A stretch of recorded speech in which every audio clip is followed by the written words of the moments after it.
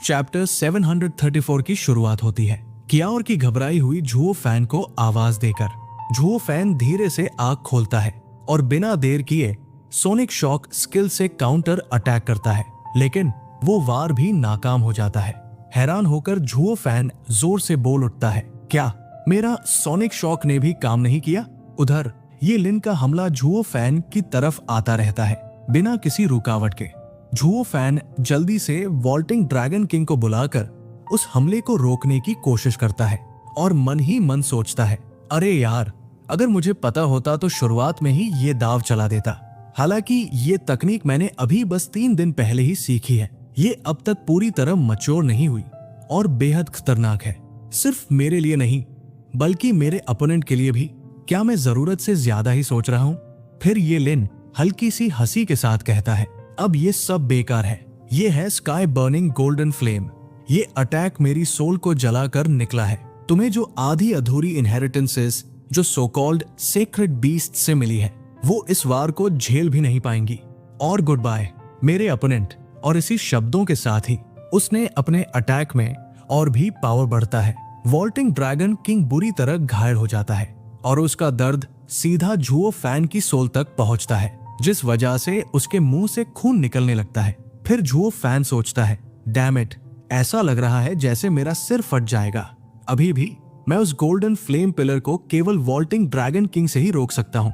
अगर वो इधर उधर हो गया तो ये फ्लेम सीधे मेरी सोल पर वार करेंगी और वो असली मौत होगी। सिर्फ एक पल में सब खत्म हो सकता है।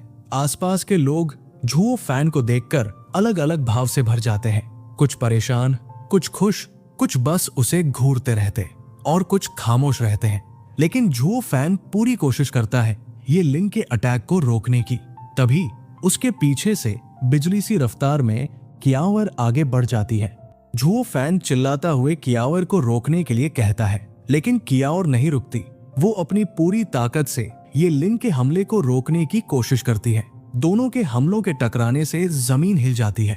धूल और धमाके के बीच झुओ फैन को कुछ भी साफ दिखाई नहीं देता। जब धुंध हटी है, वो देखता है कियावर बुरी तरह घायल जमीन पर पड़ी है। उसकी सांसें धीमी है। झुओ फैन के दिल में एक झटका लगता है। चू किंगचेंग हैरान रह जाती है। वेन ताओ हल्की आवाज में कहता है, कितना वफादार स्पिरिचुअल बीस्ट था। एक्साई टियानिंग सीरियस शब्द में कहता है, तुम जानते हो कियावर को झुओ फैन ने अपनी बेटी की तरह पाला है। वेन ताओ कहता है, इसमें कोई हैरानी नहीं की बात नहीं है कि वो इतनी बहादुर और वफादार है। एक्साई टियानिंग धीरे से कहता है, सीनियर ब्रदर, तुम अब भी नहीं समझे। कियावर सिर्फ एक साथी नहीं, वो उसकी बेटी की तरह है। और अब ये लिन ने उसे इतनी बुरी तरह घायल कर दिया है, वो अपना आपा खो सकता है। पिछली बार जब ऐसा हुआ था, उसने अपने अपोनेंट को मरते दम तक पीटा था। उस आखिरी लड़ाई का सीन याद करके आज भी मेरी रीढ़ में चिल्स आ जाती है। वेन ताओ हैरानी से पूछता है, लेकिन क्या वो इस बार भी जीत पाएगा ये लिन जैसी ताकत के सामने?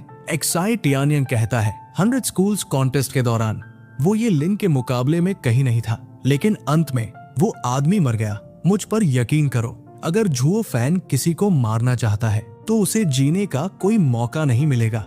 ये सिर्फ ताकत की बात नहीं है। वेन ताओ ये सुनकर शौक ही जाता है। झुओ फैन कियावर के पास जाता है, धीरे से कहता है, पागल कही की, क्या मैंने तुझसे नहीं कहा था कि इस हमले के बाद तुरंत भाग जाना? फिर झुओ फैन उसे एक पिल खिलाता है और हल्की मुस्कान के साथ कहता है, अब तुम बड़ी हो गई हो, यहाँ तक कि अपने फादर की बात भी अनसुनी करने लगी हो, है ना? उधर ये लिन जोर से कहता है, झुओ फैन, तेरा ये स्पिरिचुअल बीस्ट ही था जिसने तेरी जान बचाई, वरना तू पहले ही मर चुका होता। वैसे भी ये बस वक्त की बात थी। चाहे मेरी जान भी चली जाए, मैं जीतूंगा, लेकिन तुम्हें पूरी ताकत लगाने की हिम्मत ही नहीं है, इसलिए तुम्हारी हार तय है। वो किंग चिल्लाता है, रुको जूनियर ब्रदर, अब उसके पास कोई स्पिरिचुअल बीस्ट नहीं है, तो तुम्हें अपनी पूरी ताकत लगाने की जरूरत नहीं है। फिर झुओ फैन गुस्से से कहता है, तुम पूरी ताकत से लड़ना चाहते हो, है ना? तो जैसी तुम्हारी इच्छा। और यहीं पर चैप्टर 734 एंड होता है। अगर आपको ये एक्सप्लेनिंग पसंद आई हो